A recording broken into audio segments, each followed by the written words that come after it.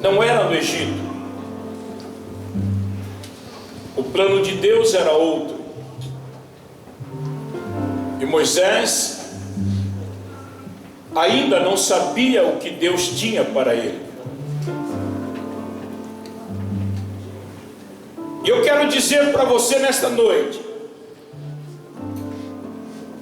o último livro que nós escrevemos chama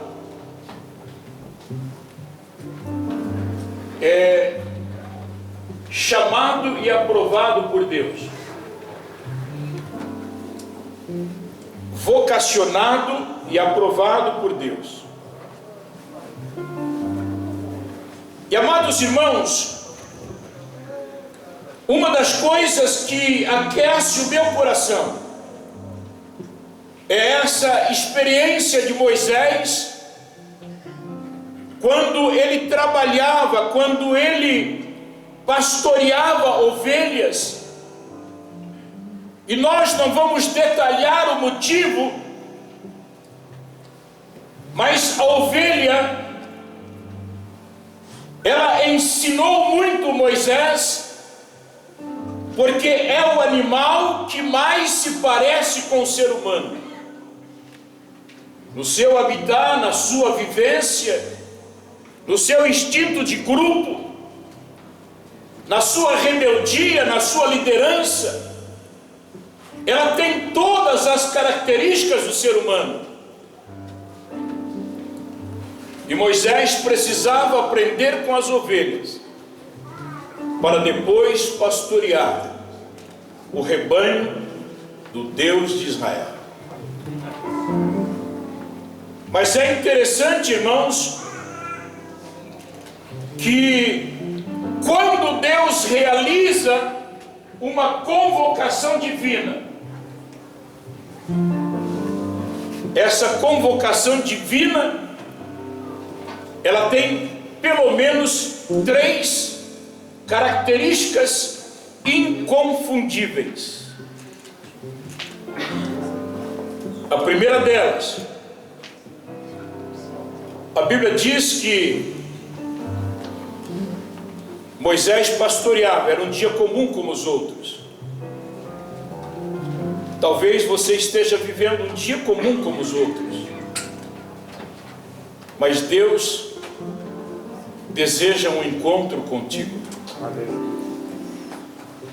E a Bíblia nos diz que em determinado momento o cotidiano de Moisés é quebrado, porque ele olha para uma sarça conhecida, uma sarça do habitat onde ele trabalhava, e de repente, estranhamente, ele vê o fogo na sarça.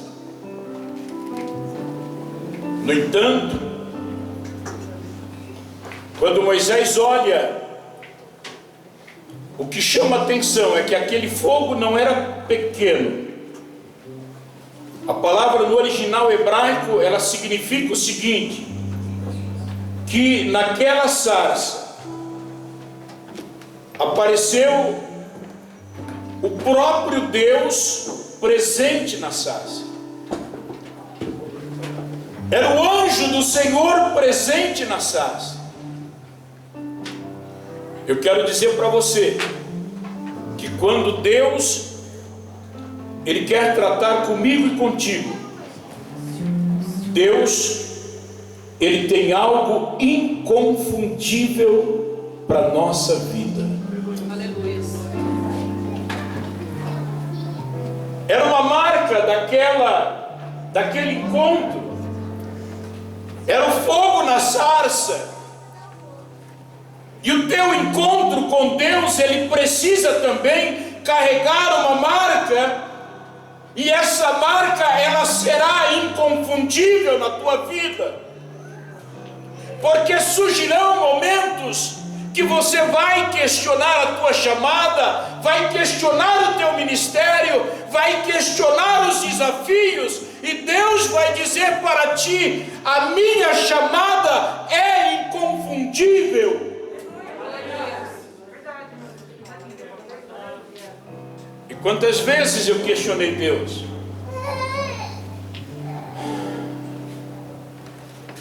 Tem uma coisa que eu preciso falar para ti, pastor. Às vezes nós temos vontade de parar. Quantas vezes? Quando as lutas são maiores do que nós imaginamos, quando as nossas forças se esvaem, nós pensamos em parar. Mas quando nós olhamos para aqueles que esperam de nós alguma coisa, nós simplesmente choramos e buscamos força em Deus. É assim, Antônio Júnior. O ministério é difícil, mas é glorioso. Eu quero grifar um segundo pontinho. O encontro com Deus é sobrenatural. Uma das coisas que nós aprendemos lá na academia é que não existe sobrenatural. Mas na verdade, o sobrenatural é aquilo que foge da naturalidade, é aquilo que foge do cotidiano, é aquilo que você não compreende por meios naturais. Agora, como explicar um arbusto não muito grande, um arbusto de fácil combustão, e ele sendo queimado, mas ele não se consome? Sabe por que Deus mostrou isso para Moisés? É porque Deus precisava de Moisés daquele jeito, cheio de fogo. Moisés queimando, mas não se consumindo, porque o fogo era a presença de Deus.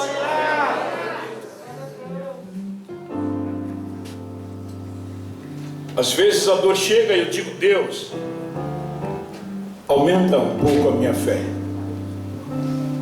Senhor, ensina-me a decidir em conformidade com a tua vontade. Ensina-me, Senhor, a não errar. Ensina-me, ó Deus, a não fracassar. Existem pessoas que te observam. Existem pessoas que te observam, pastor. E quando nós fracassamos, os nossos filhos também bambeiam. Aqueles que esperavam de nós uma palavra, eles também se entristecem. Eu aprendi uma coisa, pastor Osiel: o pastor não tem direito em ficar doente, ele não tem direito em ficar cansado, ele não tem direito de esmorecer. A minha esposa não sabe, mas nesse último ano de luta que eu tive, aliás, 1 ano e 5 meses agora, muitas vezes a depressão bateu na porta. E eu que ajudei tanta gente, ajudei pessoas de longe, quando ela bateu na porta, eu disse: Deus, a minha vida é tua, e eu não tenho nada, Senhor, com a depressão. Muitas vezes a minha esposa dizia: por que você está tão triste? Por que você está tão calado? Por que você está tão abatido? Eu dizia para ela: nada, minha querida, Deus vai nos dar vitória. O pastor, ele não pode estar deprimido. Sabe por quê? Porque existem pessoas em situações muito piores do que as nossas, precisando que a mão esteja estendida. E esse é você, pastor Marcos. Nós vamos orar nesta noite para Deus renovar as tuas forças, restaurar as suas forças, trazer vigor, trazer desafios, ou capacitar-te para os desafios que estão chegando. O tempo está indo embora. O terceiro ponto que eu quero destacar, infelizmente,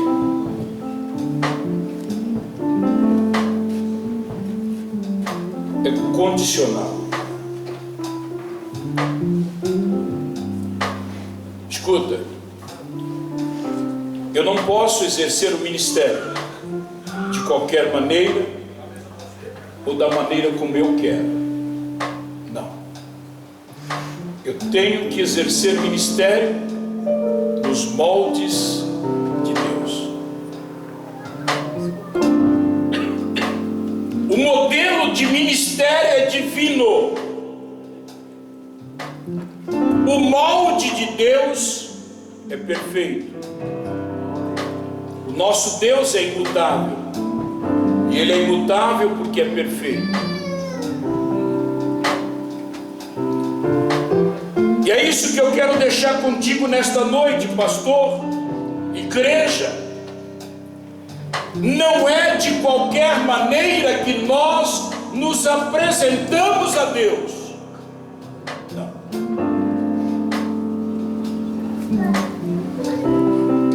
A Bíblia nos diz que o anjo, ele olha para Moisés e nota cada detalhe, cada movimento, referência. E eu imagino que Moisés, ele deteve-se naquele lugar por muito tempo, ou por um período muito maior do que o necessário. E ele então cada vez mais, eu imagino que aumentava a sua expectativa, o fogo presente, e a sarça não se consumia.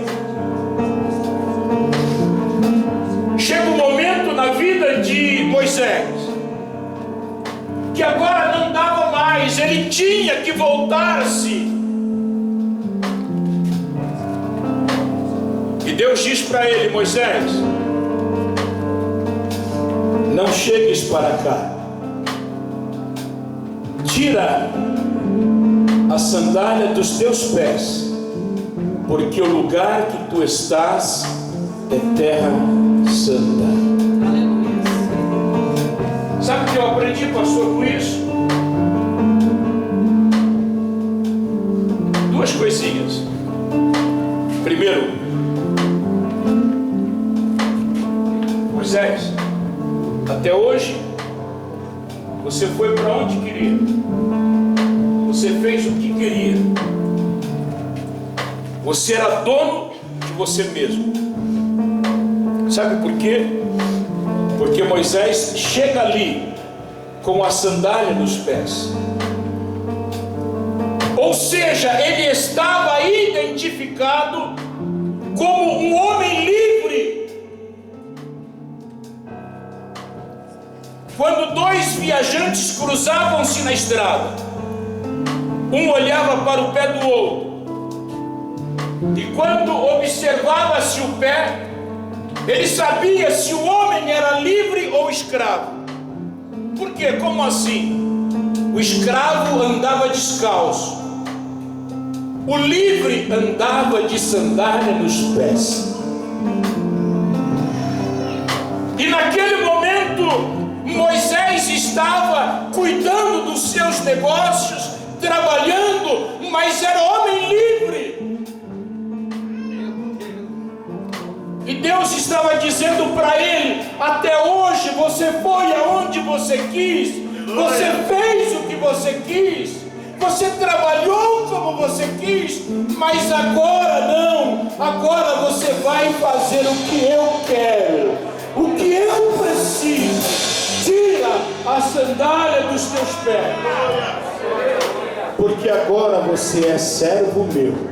Você vai onde eu quero, vai fazer o que eu quero, da maneira como eu quero.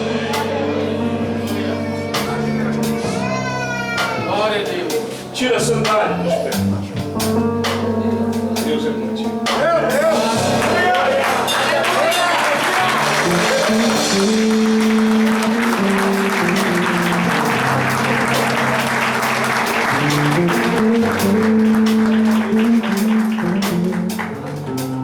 Igreja, estaremos entregando uma lista de presença para a sua oração, somente de diácono para cima, tá bom? Preencher o nome, o cargo de assinatura e a igreja. Essa folha vai estar passando nas fileiras, tá? Somente quem ocupar cargo de diácono para cima, tá bom?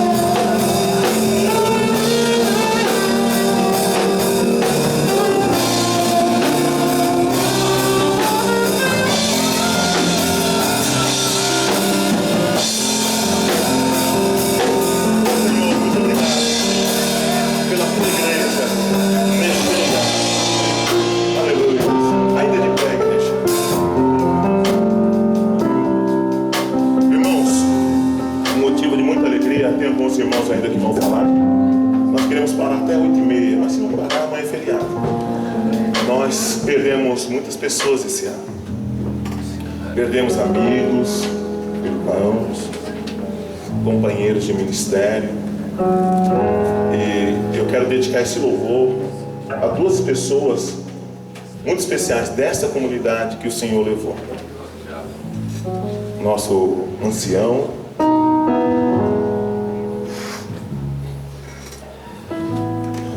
nosso irmão Pedro, Diácono Pedro,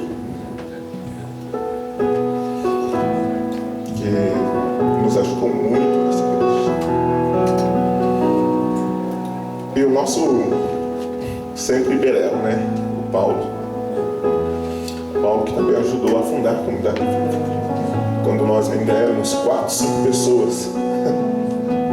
Na primeira igreja, lá na Zé, Paulo foi o nosso primeiro baterista. E o Senhor aprove levá-lo também esse ano. Tivemos também a mãe do nosso diácono Valdinei, que o Senhor aprove levar.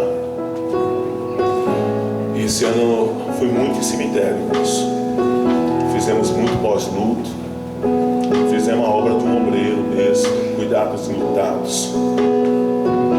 E eu vou pedir 1 minuto de silêncio, tanto dos músicos como da igreja, por todas as famílias que perderam entes queridos, amigos queridos, por causa dessa pandemia. Há mais de 100 anos que não havia uma pandemia, e ela chegou nessa geração. Balançou alguns, outros não tinham mais compromisso com o reino, usaram como justificativa para não voltar mais para a casa de Deus, outros se apegaram mais a Deus.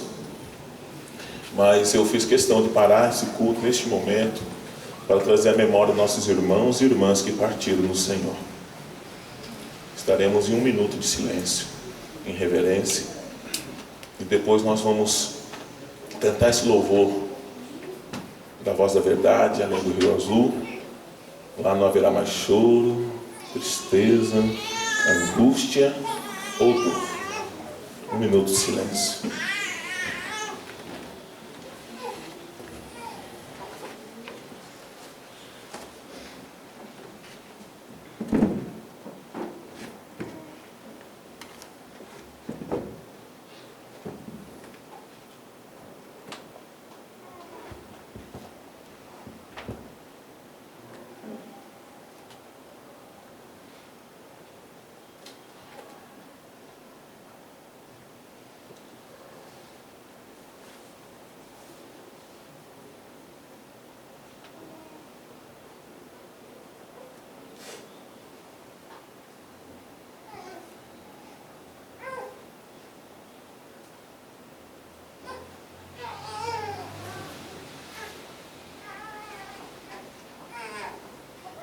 Senhor Deus, que o Senhor tenha em bom lugar nossos irmãos e nossas irmãs.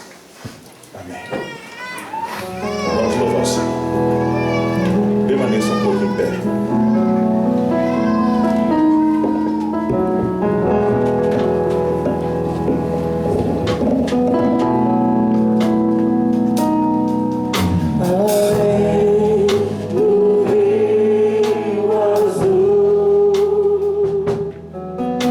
Azul, ação de ouro e cristal.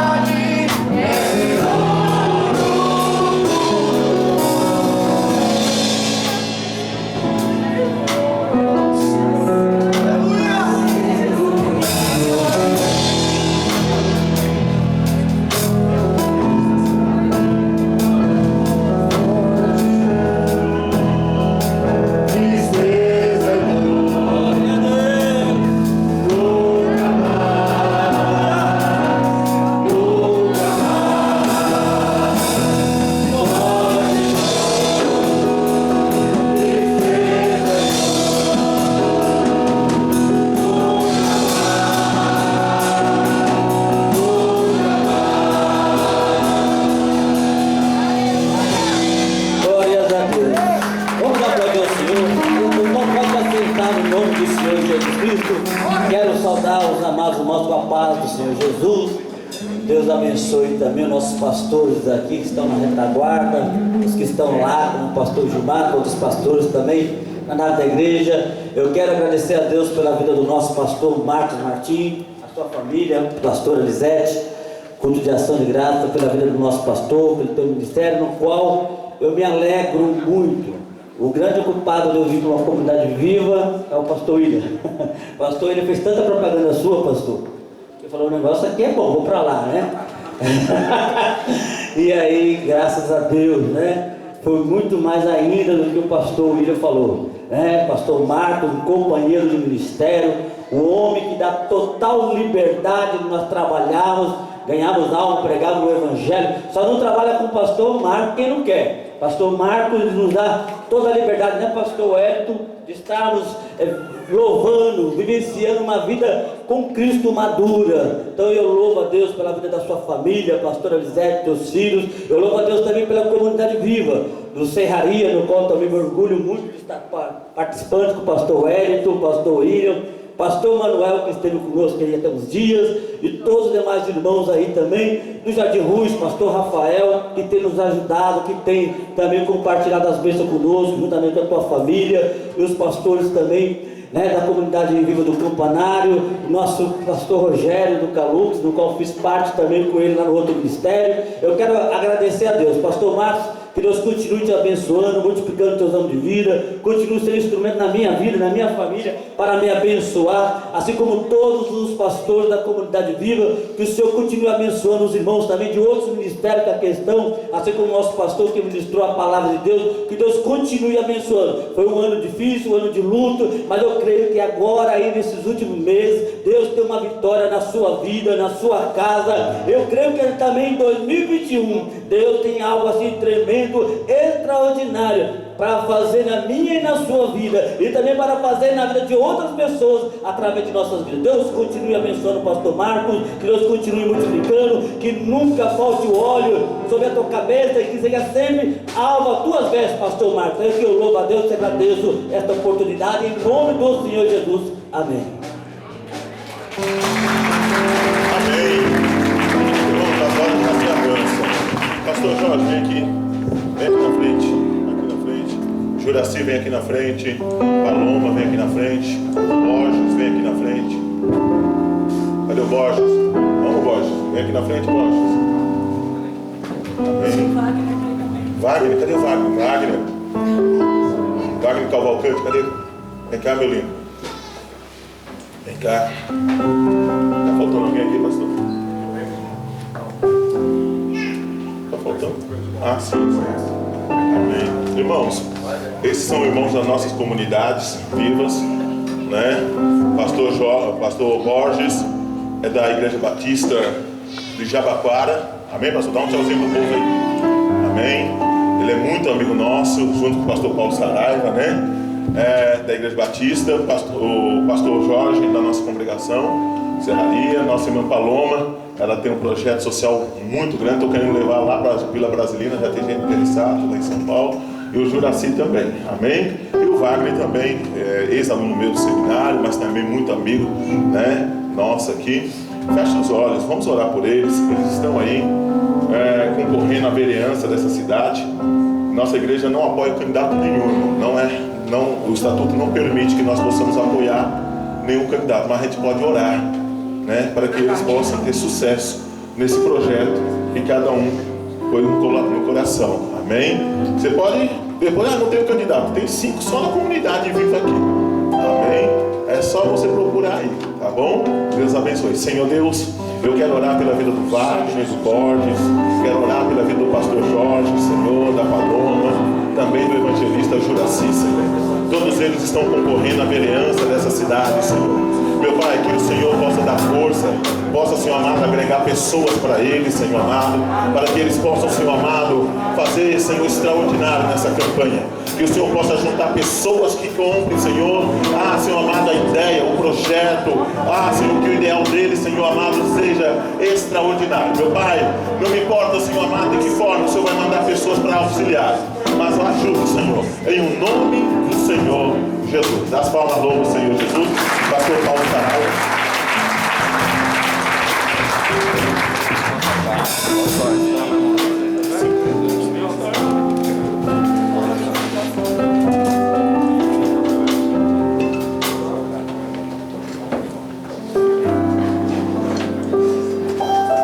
Louvado e agradecido seja o nome de Jesus Cristo, nosso Senhor. Eu vim trazer essa mensagem, é a primeira saída que eu faço desde que começou a quarentena. A Sandra não pôde estar aqui, a Sandra é Grupo de Cristo, e ela está dirigindo uma live na nossa igreja que não está aberta hoje, por conta da epidemia. Eu estou muito, de coração, estou muito honrado de estar falando aqui com os irmãos, né? Eu vou falar no modo batista, que é para não espalhar o vírus, né? Eu não pude abraçar, eu estou aguardo para abraçar, eu gosto de abraçar, dar beijo, mas como eu ainda não estou vacinado, então eu vou só dar soquinho. E soco é uma coisa que crente também sabe fazer muito, também, que é dar soco, né? Então eu estou só no soquinho. Ano que vem, quando eu estiver vacinado, aí eu venho e desconto nos abraços. Oi? Qual vacina você quer? Qualquer uma que tiver. Se tiver que pagar, eu passo no cartão. Também. Aconselho que você se vacine. Tá bom? Aconselho que você se vacine. Eu sou formado em Física pela Universidade de São Paulo. Fiz especialização no Instituto de Pesquisa de Energia Nuclear. Não tem nada a ver com vacina, mas eu sei como é que funciona laboratório, eu sei como funciona a pesquisa. É muito sério, o Butantan é muito sério, a Fiocruz é muito séria. Sempre leve a sério o que a ciência fala. A gente é de Jesus, mas a gente não jogou fora a ciência. Quando aparecer a vacina, se vacine. Leve seus filhos para se vacinar. Fale para os seus amigos se vacinarem. Quando a vacina chegar, desculpa, é que isso tem tudo a ver com o que a gente vai falar essa noite. Daqui a pouco, no final, você vai ver que tinha tudo a ver. Você vai ver que tinha tudo a ver aquilo que aquele pastor falou com a mensagem de hoje. Tem absolutamente tudo a ver. Quando a vacina chegar lá e a moça chegar para picar no seu braço, porque essa vacina já passou por mais de 10 mil pessoas. Então você não é cobaia. Você é um usuário de uma coisa boa. Você é uma pessoa abençoada. Você está num país abençoado por Deus, que a vacina o seu povo. Pode até ser que Deus não seja brasileiro, mas Deus ama a cada um dos brasileiros desse país. Tem tudo a ver com o que a gente vai falar. Eu quero agradecer por ter sido convidado para falar nesse momento, porque tem pregador, não falta. Gente para falar aqui, pastores que te conhecem há muito tempo, há muitos anos. Gente para testemunhar, não falta. Então não é por falta de pregador, é porque você gosta muito de mim. Então eu me sinto até homenageado de estar falando num dia tão especial, para pessoas tão queridas, para pessoas que se esforçaram por estarem aqui. Eu quero dizer que é uma honra estar compartilhando e te dar os parabéns por esse reconhecimento. Eu queria que você mesmo sentado, e eu vou ser muito breve, não precisa a gente se prolongar. Eu queria que você acompanhasse o que está lá em Pedro, no capítulo 2 e no verso 25. Capítulo 2 e verso 25 de Pedro, diz assim: porque estáveis desgarrados como ovelhas, agora porém vos convertestes ao pastor e bispo das vossas almas. Vos convertestes ao pastor e bispo das vossas almas. Diz assim, repete comigo: Jesus é o bispo da minha alma. Mais uma vez, Jesus é o bispo da minha alma. Mais uma vez, Jesus é o bispo da minha alma. Querido Deus Pai de Jesus Cristo, nosso Senhor, uma vez mais nós invocamos o Teu santo, bendito, querido, amado, soberano, maravilhoso nome sobre as nossas vidas. Queremos, Senhor, te agradecer pela oportunidade que nós temos aqui de sermos expostos à Tua Palavra. Não é a Tua Palavra que é exposta, é nós que estamos expostos a ela. Portanto, Senhor, nesse momento a gente pede perdão pelos nossos preconceitos, a gente pede perdão pelo nosso descaso, a gente pede perdão pela nossa falta de reverência, a gente pede perdão por a gente não se aperceber que nós, nesses minutos, temos um encontro marcado contigo, e que esse encontro pode, de maneira definitiva, Senhor, pode mudar alguns conceitos nossos e um jeito da gente viver. A gente te agradece, Senhor, por esse momento, no nome poderoso de Jesus. Amém e amém. Querido, eu queria contar uma historinha para você, uma história verdadeira. É uma história verdadeira que eu estou contando, eu só vou mudar o nome, mas a história é verdadeira. Eu queria contar a história para você da Lourdes. A Lourdes é uma senhora de 50 e poucos anos, crente em Jesus, que ela aprendeu a ler muito pouco. Ela aprendeu algumas letrinhas, ela aprendeu a escrever o nome dela, a ler o nome do ônibus que ela tinha que pegar para se deslocar na cidade. É uma pessoa de Deus. Ela não sabia muito o que estava escrito na Bíblia, ela só sabia o que o pastor ensinava para ela. Então, se o pastor ensinasse certo, a Lourdes aprendia certo. Se o pastor ensinasse errado, a Lourdes aprendia errado. Mas ela não tinha a menor dúvida de que Jesus era Senhor da vida dela. A Lourdes nunca casou. A Lourdes nunca casou. A Lourdes ficou solteira, porque ela escolheu cuidar da mãe dela, a dona Stephanie. E ela cuidava da dona Stephanie até a dona Stephanie ficar bem velhinha. Dona Stephanie ficou velhinha, ficou de cama, a idade avançou, começou a usar fralda geriátrica, começou assim, devagar. E eu lembro, eu era criança quando eu vi isso, quando a dona Stephanie precisava de alguma coisa, ela começava a chamar lá da nossa casa. Eu era criança pequena, lá no interior do Rio Grande do Sul. E eu lembro a dona Stephanie chamar pela Lourdes. Ela chamava Lourdes, Lourdes, Lourdes, Lourdes, Lourdes, Lourdes. A gente já sabia que a dona Stephanie estava com sede, estava precisando trocar fralda, estava precisando fazer alguma coisa. E a Lourdes corria para fazer isso. A Lourdes limpava as casas na cidade, a Lourdes fazia faxina e achava tempo para voltar e cuidar da mãe por quase 15 anos. E a Lourdes fazia aquilo. E eu lembro que a minha mãe perguntava para a Lourdes: Lourdes, como é que está a vovó Stephanie? A vovó Stephanie está boa, está maravilhosa, Jesus está cuidando dela. E a gente estava se perguntando como é que ela podia estar bem e maravilhosa. A Lourdes nunca reclamou, a dona Lourdes nunca, a irmã Lourdes nunca reclamou do estado da Stephanie, nunca. Ela cuidava da mãe dela e ela dormia do lado.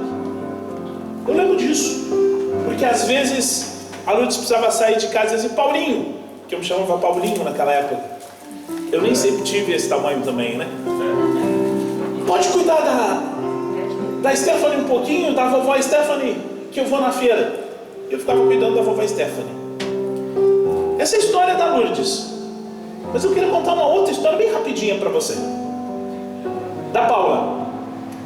A Paula era uma crente em Jesus que se converteu bem tarde. Ela tinha sido da pá virada, né? Conheceu Jesus, já estava beirando os 40 anos de idade. E ela amou o Evangelho. Fundou uma ONG quando ela passou no Jardim Ângela e viu a pobreza de uma comunidade e a quantidade de criança que saía da escola. Ela morava na Saúde, tinha um Volkswagen, aquele Gol chaleirinha, pegava o Gol chaleirinha dela de 2 portas e 3 vezes por semana ia atender na ONG para cuidar das crianças, para dar leite para as crianças em pó, para dar aula particular, para dar atendimento das crianças, para ouvir as crianças que eram abusadas e conduzi-las ao conselho tutelar. Ela fazia isso, fez isso por 4 anos.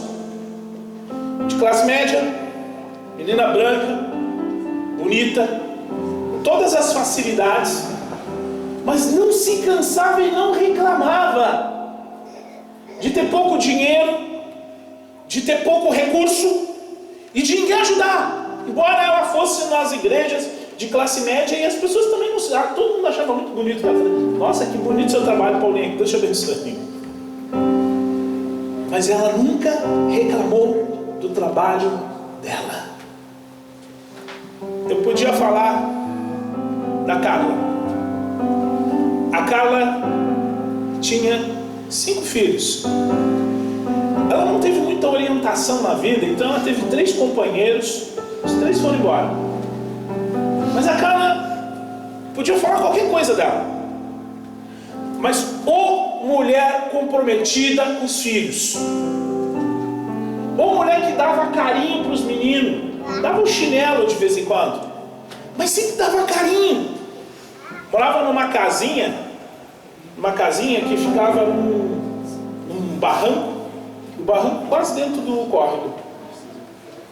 Quase dentro do córrego, uma casinha de madeira.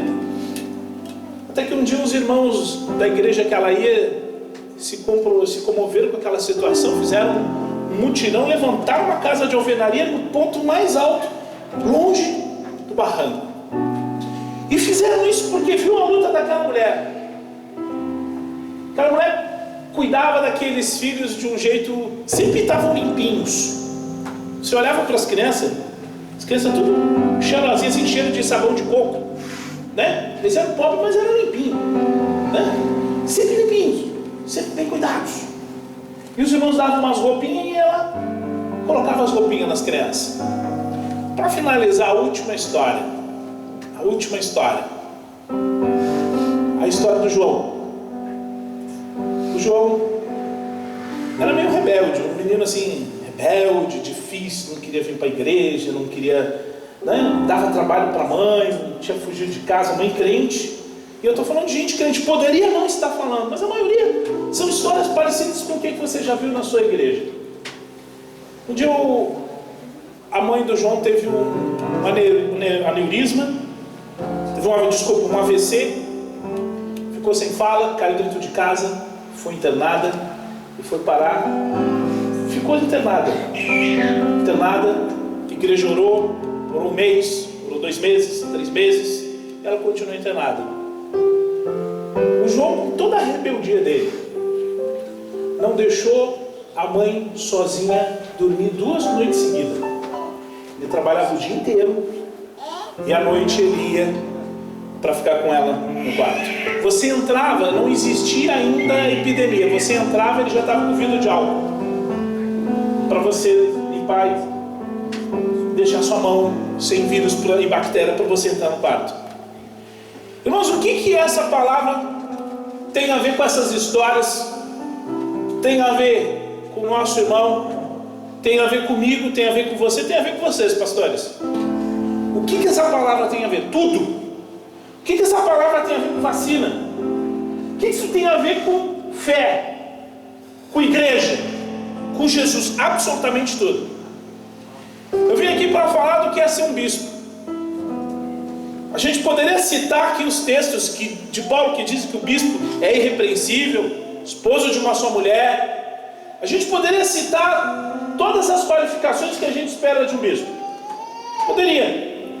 Outro dia a gente vai fazer, se você não sabe. Alguns já sabem, alguns não têm a menor dúvida disso.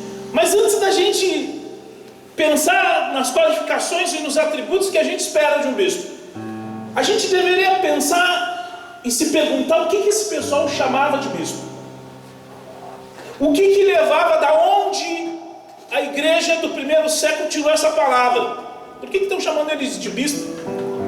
Baseado no o que inspirou? Eles inventaram essa palavra para chamar alguém de bispo. Por isso é muito importante para a gente conseguir definir para nós que pessoa é essa que a gente está se relacionando, que está se relacionando conosco. A palavra bispo vem de episcopos. Vou gastar só um pouquinho de grego, não vou gastar muito, porque tem gente aqui que está estudando, tem seminarista, eles ficam tudo de olho para a gente dar uma tropeçada, né? A palavra bispo vem de episcopos. Epi, que é em cima, junto, na marcação. Escopo, que é o alvo, que é aquilo que precisa ser visto. Por isso episcopos é aquele que está em cima, está na marcação, que está olhando, que está vendo. É aquele que está observando, é o supervisor. Então o bispo é um supervisor. Aí ficou claro para você, agora entendi, né? Você tem o pastor, tem o bispo. E o bispo, ele, portanto, ele supervisiona o pastor. Você deve estar pensando isso. Aí você já começa a associar, então, o bispo é o chefe do pastor. O bispo é aquele que fica de olho para ver se o pastor está fazendo direito. Muito bom. Agora o pastor não faz o que quer. Tem um bispo para ficar de olho nele. Você deve estar pensando isso, né? Você deve estar pensando que quando Paulo instituiu bispos, ele estava instituindo o chefe, patrãozão, coronel, né? O dono, né? Sabe aqueles coronel que tem lá no Ceará, Pernambuco, coronelzão da cidade, que já chega na cidade, todo mundo bate continência para ele.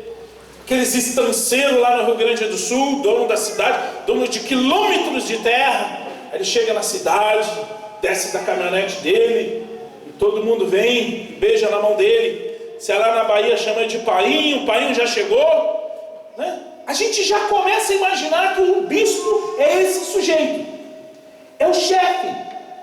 Aí a gente vem para uma cidade como São Paulo, no Rio de Janeiro, para uma cidade que o capital toma conta, e a gente já começa a associar isso com o business, com o negócio.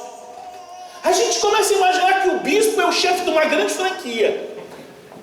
Sabe, você tem uma franquia, você estava com um dinheiro guardado em casa, você tinha um investidor, e aí você resolveu pipocar de igrejinha pela cidade.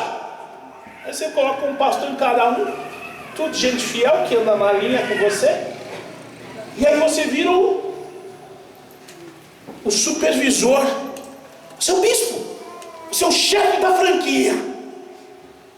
Esse é o chefe da franquia, e aí você começa a manipular aquela estrutura. A gente está induzido a pensar isso. A gente está muito induzido a pensar isso.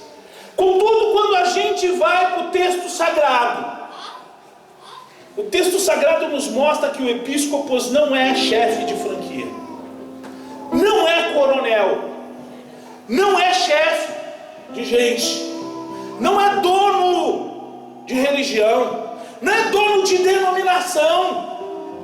A gente começa a imaginar que o bispo é o supervisor. Aí a gente pensa assim, bom, o supervisor que eu conheço é aquele que fica lá no telemarketing, eu fico no telefone ligando e o carinha fica atrás de mim com um chicote estralando atrás para bater a meta.